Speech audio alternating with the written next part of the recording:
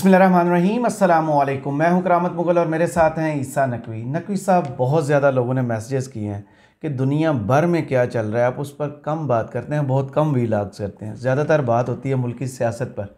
तो क्या चल रहा है हमारे पड़ोस में और पूरे रीजन में? देखिए, अगर पूरे रीजन की बात करेंगे और वैसे ओवरऑल पूरी दुनिया की बात करेंगे तो डेवलपमेंट्स तो बहुत चल रही हैं। जी, फोकस जो है वो अपने मशरकी हमसाये पे कर लेते हैं कि इंडिया और पाकिस्तान के हवाले से क्या चल रहा है, क्योंकि तकरीबन 126 दिन के वक्फे के बाद, एक तवील वक्फा है, पाकिस्तान और इंडिया के रिलेशनशिप को अगर किसी ने भी फॉलो किया है तो वो ये जानता होगा कि इंडिया जो है उसका दिन नहीं गुजरता था पाकिस्तान के ऊपर बात किए बगैर। जी। कोई ना कोई बड़ा स्टेटमेंट किसी ना किसी बंदे का आ जाया करता था पाकिस्तान के हवाले से। 126 दिन की तकरीबन खामोशी, यानी छोटे मोटे वो सवाल जवाब जो चलते रहते हैं वो तो हैं, लेकिन एक बड़ा स्टेटमेंट देना, एक बड़ा तवील वक्फा है। 30 अगस्त को कोई गुफ्तगू की थी, लबकुशाई की थी जयशंकर ने, जी। सुब्रमण्यम जयशंकर जो इंडिया के वज़ीर ख़ारिजा, और 126 दिन के बाद जो उन्होंने बोला है वो तो मैं आपको बताता हूँ कि उन्होंने क्या कहा है। और वो बेसिकली पाकिस्तान में जो सियासी हवाएं हैं बदलती हुई दिखाई दे रही हैं और पिच किया जा रहा है कि नवाज शरीफ वज़ीर आज़म आ रहे हैं। तो उन्होंने जो फरमाया वो बेसिकली टोन सेट करना होता है डिप्लोमेसी में। और इंडिया जो है वो टोन सिर्फ इस तरीके से नहीं सेट करता, वो बहुत सारे वाक़यात भी करवाता है। तो मियाँ साहब के लिए टोन सेट हो रही है। उनके अपने लोकल जो है वो रीजन्स भी हैं। इलेक्शन हो रहा है ना उधर भी। जी जी। देखिए ना, बड़ा इंटरेस्टिंग साल है। वो एक इंडिपेंडेंट की एक स्टोरी भी थी कि दुनिया में वो 50 से ज़ायद ममालिक हैं जिनमें इस साल इलेक्शन हो रहा है। हाँ, हमारे रीजन में अभी जनवरी में देखें हो रहा है, बांग्लादेश में फरवरी में, पाकिस्तान में इलेक्शन होना है, अप्रैल मई में, जून में ये पूरा प्रोसेस चलना है, इंडिया में इलेक्शन होना है। तो हम तो बिल्कुल 3 जुड़े हुए ममालिक, जो पूरा बर्र-ए-सगीर पाक व हिंद होता था, उसमें इलेक्शन हो रहा है साल 2024 में। तो जाहिर है कि एक हाइटेड टेंशन्स वाला साल, क्योंकि पाकिस्तान के लिए शायद उतना मैटर अब ना करे, लेकिन इंडिया में Pakistan is a point of politics. अगस्त में उन्होंने क्या कहा था वो भी मैं आपको बताऊंगा, वो बड़ा इंटरेस्टिंग था। और अब जो वो गुफ्तगू कर रहे हैं उसमें ज़ाहिर है कि बहुत सारी चीज़ें मौजूद हैं। लेकिन आगाज़ में ना एक थोड़ा सा मैं आपको ब्रीफ दे देता हूँ। देखें करामत मुगल साहब, ये जो पाकिस्तान की सियासी लड़ाई है ना, हालिया तारीख़ में पाकिस्तान ने ऐसी कोई लड़ाई नहीं लड़ी कि जिसमें कोई ना जीता हो। सही। जो लड़ाई इस वक्त पाकिस्तान में चल रही है, इसने वैसे तो बहुत सारी चीज़ों को डैमेज किया, लेकिन पाकिस्तान की फ़ॉरेन पॉलिसी, पाकिस्तान के ख़ारजा ताल्लुकात, ये जितनी मर्ज़ी कहानियाँ सुनाते रहें, जो पाकिस्तान के साथ हुआ है वो उसको मुकम्मल एक वीडियो में या सीरीज़ ऑफ वीडियोज़ में भी कवर नहीं किया जा सकता। सही। बियॉन्ड कॉम्प्रिहेंशन है कि एक सियासी लड़ाई हुई है जिसमें इस वक्त नून लीग क्या जीती है? ये सियासी लड़ाई नहीं जीती। क्या इदारे जीते हैं? क्या कोई इसमें फ़ौज का भला हुआ है? नहीं हुआ। क्या पाकिस्तान की अदलिया का भला हुआ है? नहीं हुआ। पाकिस्तान की अवाम का भला हुआ है? बिल्कुल भी नहीं। नहीं हुआ। पीटीआई का भला हुआ है? नहीं हुआ। किसी एक, या तो होता ना कि आपने लड़ाई लड़ी, कोई एक विनर आता। और इक़्तिदार के कुछ 24-25 लोग हैं जो टोटल लड़ रहे हैं, और 24-25 करोड़ लोग जो हैं वो यरगमाल बने हुए हैं। और इस सारी लड़ाई में जो पाकिस्तान के साथ फ़ॉरेन रिलेशनशिप है, पाकिस्तान के जो मुख्तलिफ ममालिक हैं उनके साथ जो मामला हुआ है, सऊदी अरब, ईरान, अफ़गानिस्तान, अमरीका, चाइना, रशिया, इंडिया, बरतानिया, European union, UAE, gulf countries, ये मैटर करती हैं पाकिस्तान के उस हवाले से। ज़ाहिर है कि टर्की मैटर करता है, पाकिस्तान के इमीडिएट नेबर सारे मैटर करते हैं। लेकिन इंडिया के ऊपर अगर आप फोकस कर लेना, मैं आपको एक बात बता सकता हूँ और लोग इसको जाकर वेरीफाई कर सकते हैं। ये मैं आपको, इट्स नॉट ऑफ द कफ बात नहीं कर रहा, मैंने इसके ऊपर बहुत ज़्यादा वीडियोज़ की हैं। जो लोग मुझे शुरू से फॉलो कर रहे हैं साल 2020 से, जिस वक्त गलवान में इंसिडेंट हुआ था चाइना और इंडिया के दरमियान, ऑनवर्ड्स हमने देखा कि इंडिया की लीडरशिप में ना मुसलसल एक स्टेटमेंट की रेपुटेशन थी पाकिस्तान और चाइना के हवाले से। वो आपको मैं गिनवा सकता हूँ। Ajit Doval national security adviser, Amit Shah home minister, Rajnath Singh defence minister, RKS Bhadauria उनके जो फ़िज़ाइया के चीफ रहे, विवेक राम चौधरी, उसके बाद बपिन रावत जब वो CDS बनने से पहले आर्मी चीफ थे, उसके बाद मनोज मुकुंद नरवाने, फिर आप सुब्रमण्यम जयशंकर, एक के बाद एक मल्टीपल स्टेटमेंट्स। एक 4-5 दिन का वक्फा ऐसा नहीं गुजरता था जिस पर इंडिया की तरफ से ये स्टेटमेंट आती थी कि हम एक 2 फ्रंट सिनेरियो का सामने जी वावेला होता था बिल्कुल कि हम बैक वक्त 2 महाज फेस कर रहे हैं और हमारी ऐसी तैसी हुई भी है। चाइना और पाकिस्तान, इतना बड़ा बॉर्डर, हमारे साथ ये सूरत हाल है। जिस वक्त पाकिस्तान इस दाखिली सियासी लड़ाई में फंसा है और शहबाज शरीफ साहब, वो जो बैगर्स कांट बी चूजर्स, वो आगे बैठे हैं, उसके बाद से ऑनवर्ड्स जितना रिलैक्स इंडिया है पाकिस्तान के हवाले से, जिस तरह होता है कि सत्तू पी के सो जाना, वो धनिया पी के सत्तू पी के वो बिल्कुल वो सो गए, उनको फिक्र नहीं है, टेंशन ही नहीं है। उन्होंने कहा कि भाई इन्होंने जो कर दिया है ये तो अपने ही लांझे भुगता रहे। ये बहुत बड़ा डैमेज हुआ है। देखें, ओवरऑल जाहिर है कि पाकिस्तान की जो फॉरेन पॉलिसी पोस्चरिंग है पूरी दुनिया में, जिस तरीके का मजाक, यानी ये कब आपने देखा था कि पाकिस्तान का वज़ीर-ए-आज़म जो है वो, क्या खान साहब के दौर में ऐसा था, इन्होंने शहबाज शरीफ साहब ने अपने दौरे हुकूमत में 2 घंटे लाइन में लग के ना जो बाइडन के साथ एक तस्वीर उतरवाई है और उस तस्वीर को इन्होंने मुलाकात बना के पेश किया पाकिस्तानियों के सामने। दफ्तर खारजा की मुलाकात हुई अमरीकी सदर के साथ, तो ताजपोशी वाली तकरीर में भी जो नज़र आता था उसके साथ सेल्फी बना के तो मुलाकात वाली खबर चलवा, वो जनाब मुलाकात की खबर वो चलवा देनी कि उसके साथ मुलाकात हुई है। वो जो होटल में क्रॉस करते हुए इंटरेक्शन होता है ना, और बंदा out of courtesy pleasantries exchange कर लेता है, उसके लिए भी फोटोग्राफर खड़े हुए तस्वीर उतार रहे हैं, उसके बाद उसकी प्रेस रिलीज जारी कर रहे हैं। ये बाकायदा इसका मजाक बना है। और फिर शहबाज शरीफ साहब यहाँ से उड़ते हैं, लंदन से अपनी बहू को लेते हैं और पाकिस्तान की नुमाइंदगी ऑफिशियल जो रिसेप्शन ऑफ द सेंचुरी जिसको कहा गया, जब मलका बरतानिया अनजहानी हो गई, उनका इंतकाल हुआ और उसके बाद जो रिसेप्शन दिया चार्ल्स ने, किंग चार्ल्स, जो उस वक्त अभी उनकी क्राउनिंग नहीं हुई थी, तो उससे पहले की बात है, तो वो उस रिसेप्शन के ऊपर भी वो गई। फिर वो उस बाकी तकारीब में भी उन्होंने शिरकत की। खाने की टेबल के ऊपर अर्दवान के साथ फैमिली को बिठा लिया। लंदन से आधे लोग आए, आधे इधर से आधे यहाँ से गए, टेबल एक के ऊपर राउंड टेबल पे बैठ के फिर वो अर्दवान को वो मैंगो का टेस्ट अपने हाथों के इशारों से बता रहे थे। और उनकी फैमिली में आधे आधे तकसीम भी की, आधे आपके आधे आपके। हाँ, और मियाँ बीवी को कह रहे हैं। हाँ, उसके बाद वो जो कोनी मलना उसका, एंटोनियो गुटेरेस का, ये सारा काम किया, पकड़ के जहाज पे बिठाया था। हाँ, और अब वो काकड़ साहब जनाब, आपको पता है कि उनको बहुत चाव चढ़ा था, वो निकल के जनाब अमेरिका वो किस तरीके से गए, पेरिस में रुकते हुए, ऐसे ही जैसे पहली दफ़ा जहाज देखा। वहाँ जाके क्या किया पाकिस्तान की शायद तारीख में, I will do a quick research on that, but I am sure कि मेरी कम अज़ कम मेरी जर्नलिस्टिक लाइफ में मैंने नहीं देखा कि पाकिस्तान का कोई भी रिप्रेजेंटेटिव वो गया हो अक़वाम मुत्तहिदा जनरल असम्बली इजलास में शिरकत के लिए और उसकी सिर्फ 2 या 3 हेड्स ऑफ डेलीगेशन से मुलाकात हुई हो टोटल, और फिर किसको इंटरव्यू नहीं दिया, और हर इंटरव्यू में कोई ना कोई चीज़ पाकिस्तान के ऊपर वो निकल आई। फिर बरतानिया गए, बरतानिया में कोई इनविटेशन नहीं था, एक होटल में उनके फॉरेन सेक्रेटरी का कॉल ऑन करवाया, वो भी मिलते तरले करके कैसे हुआ ये हमें पता है। जाते हुए वो पेरिस भी रुक गए थे, फिर वो सऊदी अरब में क्या हो, फिर हर जगह पर आपने देखा तस्वीर आ रही होती है जिसमें आखिरी लाइन में ढूंढना पड़ता है जूम इन करके ना, वो पिक्सल फट जाते हैं, शक्ल ही डिफॉर्म हो जाती है जहाँ पे काकड़ साहब खड़े होते हैं। हत्ता के चाइना में ये हुआ, तस्वीर में रश ज्यादा था ना, हत्ता के चाइना में ये हुआ। और मैंने अपने पहले भी एक दफ़ा वीडियो में कहा था कि शुक्र करें उन्होंने काकड़ साहब को ये नहीं कहा कि जाओ हमारी तस्वीर, हाँ प्लीज़ ये एक तस्वीर बना दे। तो ये हाल हुआ है।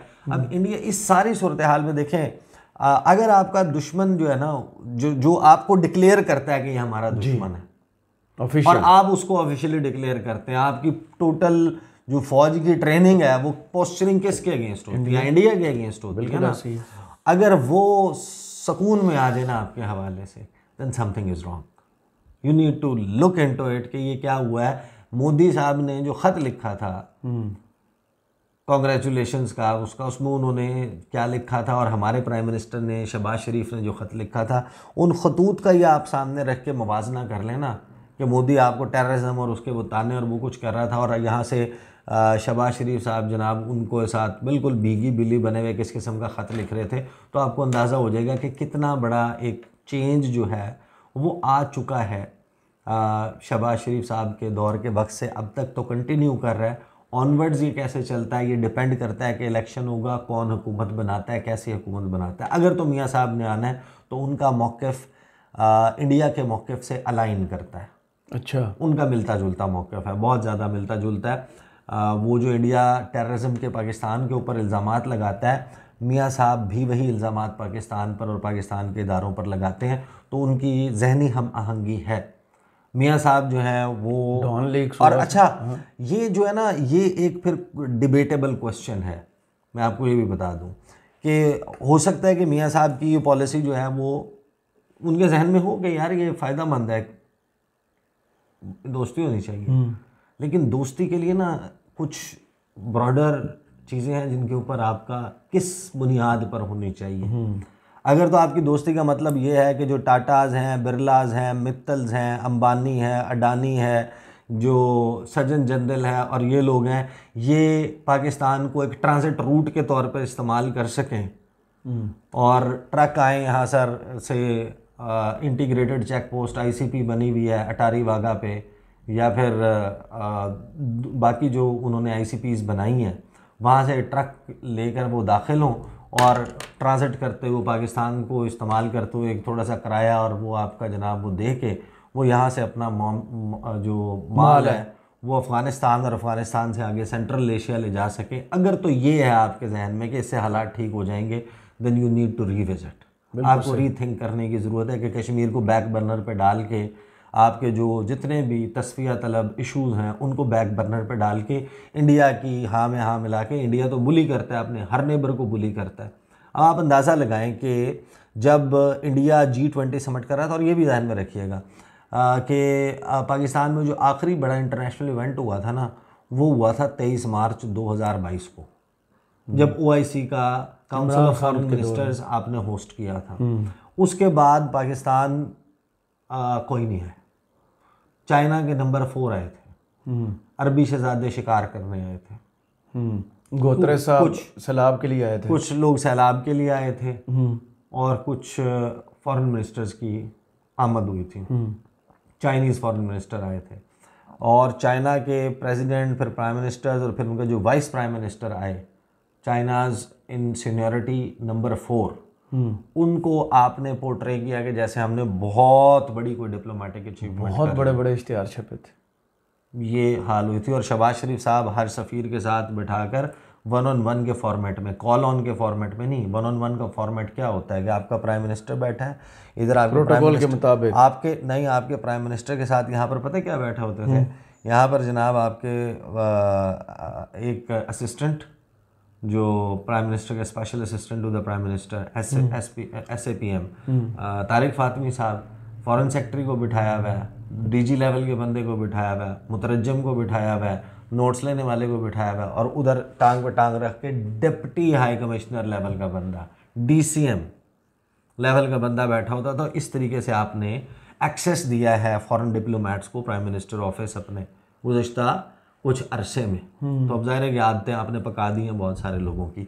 बहरहाल जो उन्होंने गुफ्तगू की थी जब वो G20 समिट करवा रहे थे, उस पर एक प्रोग्राम में वो मौजूद थे, और प्रोग्राम में जयशंकर से सवाल हुआ, 126 दिन पहले की बात है, और उनसे सवाल हुआ पाकिस्तान के हवाले से, और वो थोड़ा सा हंसी मजाक में उसने कहा कि ये क्या बात हुई है कि पहले तो हमारी कोई भी गुफ्तगू फ़ॉरेन ऑफिस की, हमारे फॉरेन मिनिस्टर की पूरी नहीं होती थी पाकिस्तान का नाम लिए बगैर, आजकल आप पाकिस्तान का नाम नहीं लेते।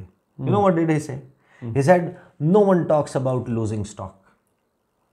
S Jaishankar swipe at Pakistan. Exactly उन्होंने क्या कहा मैं आपको बता देता हूँ। उन्होंने जनाब external affairs minister S Jaishankar on Tuesday, but I am talking about 126 days ago, उन्होंने कहा कि कश्मीर इशू के हवाले से, और दूसरे उसमें NDTV के साथ उनका इंटरव्यू चल रहा था, और उनसे सवाल हुआ कि पाकिस्तान के हवाले से जो है वो इफ टुडे नो वन, उनसे हुआ ना कि अब क्यों नहीं बात होती पाकिस्तान की, उन्होंने कहा if today no one talks about Pakistan और it is not mentioned as much, what can I say, one way of looking at it is verdict of the market which losing stock talks, no one talks about a losing stock।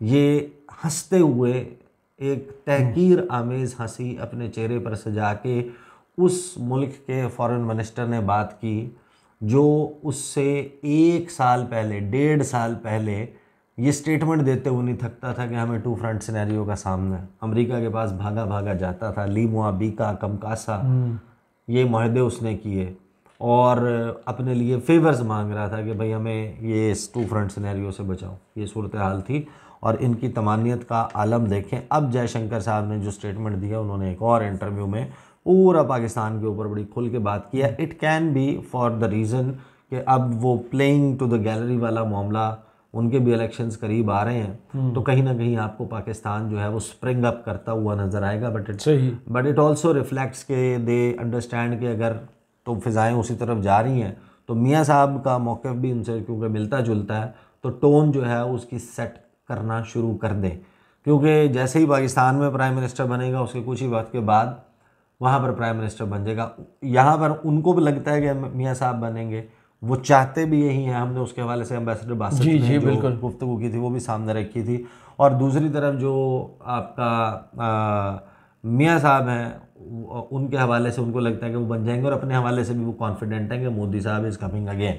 तो वो कहते क्या हैं, वो जनाब कहते हैं, और वो मामला जो है ना वो क्या बेसिकली यही रहेंगे, कहानी वहीं से शुरू होगी जहाँ मियाँ साहब के दौर में ख़त्म। अच्छा, मियाँ साहब के दौर में 2016 नवंबर की 8 या 9 तारीख को पाकिस्तान ने मेज़बानी करनी थी सार्क सरबराह इजलास, इस्लामाबाद में सार्क सरबराह इजलास होना था। नवाज शरीफ वज़ीर आज़म थे उस वक्त, ये सारा कुछ चल रहा था। वो बैकड्रॉप याद करें, मोदी का आना, वो मुलाकातें, वो खटकन मंडू वाली एक खुफिया मुलाकात, सज्जन जनरल, वीज़े, ये सारा पाकिस्तान में सिविल और मिलिट्री का इन तमाम मामलात के ऊपर सिविलियन लीडरशिप का और मिलिट्री का एक पेज पे ना होना, वो सारा जिस वक्त आप जहन में रखते हैं ना, तो उसके नतीजे में जब ये सारा कुछ हो रहा था और ये डॉन लीग्स और फलाने मामलात हो रहे थे, तो इंडिया ने कहा था कि हम ना दे स्कटल्ड दी सार्क प्रोसेस।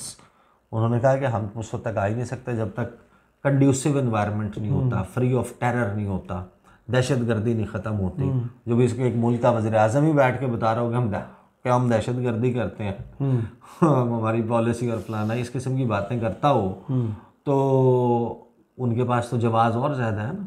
प्राइवेटली करता हो, बाद में ओपनली करने लग गए। डॉन को दूसरा इंटरव्यू भी दिया था ना मुल्तान एयरपोर्ट, मुल्तान में, वो जलसे वगैरह के लिए, वो मुझे क्यों निकाला वाले जब जलसे चल रहे थे। बहरहाल जी, new Delhi, India has made irrelevant Pakistan policy of using cross border terrorism to bring it to the table for dialogue. कि जो पाकिस्तान सरहद पार दहशत गर्दी करता था, ये उनका कहना है कि उसकी जो ये पॉलिसी है उसको हमने इररेलेवेंट कर दी है कि वो हमें अपनी टेररिज्म के ज़रिए मज़ाकरात की मेज़ पर बुला सकता है। S Jaishankar has said and noted that New Delhi will not deal with the western neighbor on terms where the practice of terrorism is deemed as legitimate। कि जो हमारा वो कहते हैं कि मगरबी हमसाया यानी कि पाकिस्तान के साथ जो है वो बातचीत और उसकी इसके मामलात इस पे नहीं होंगे कि ये जनाब ये हमें ब्लैकमेल करें।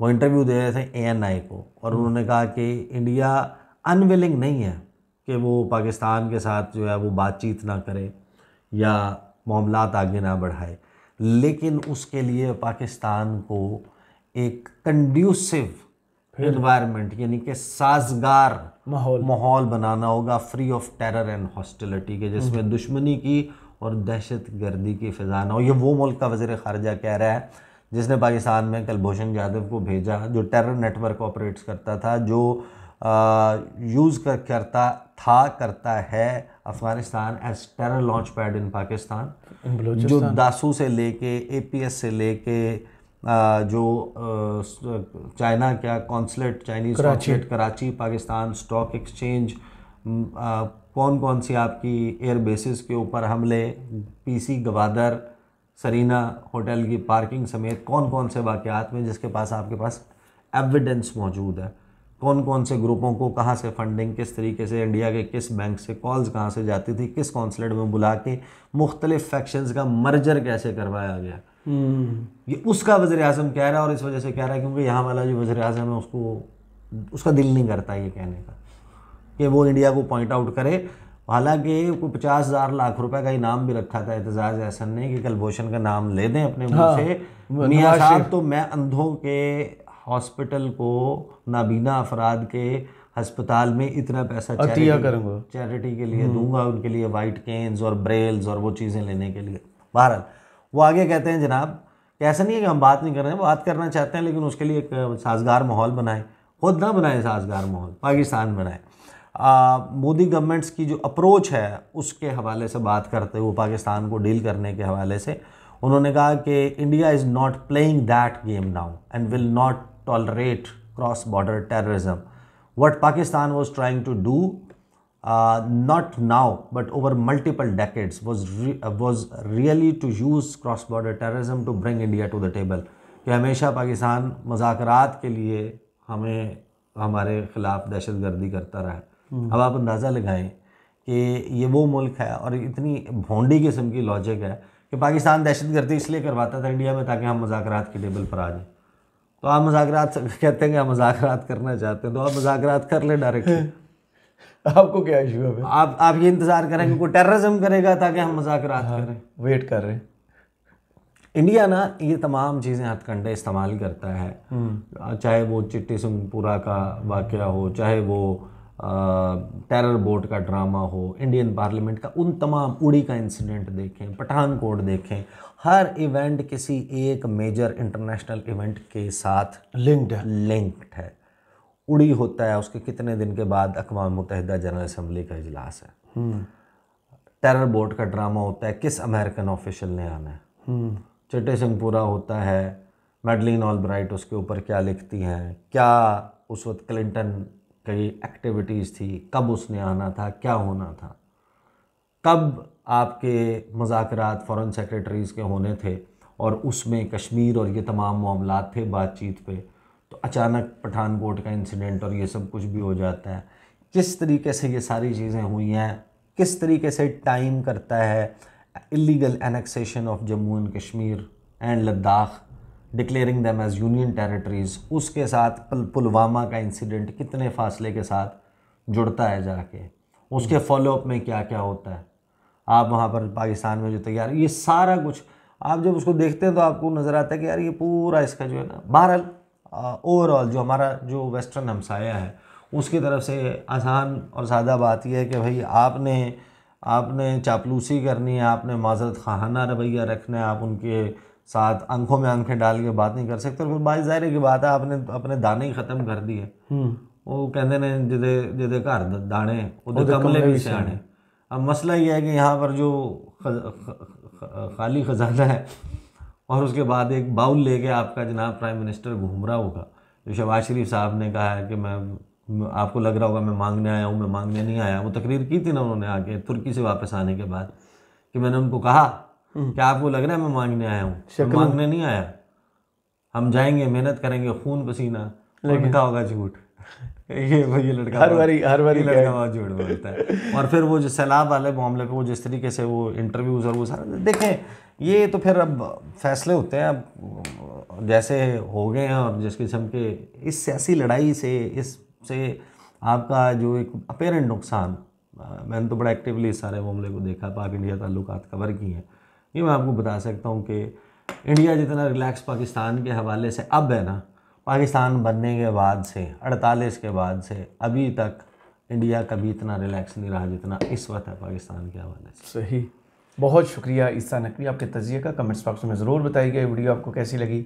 इजाज़त दीजिए, अल्लाह हाफ़िज़।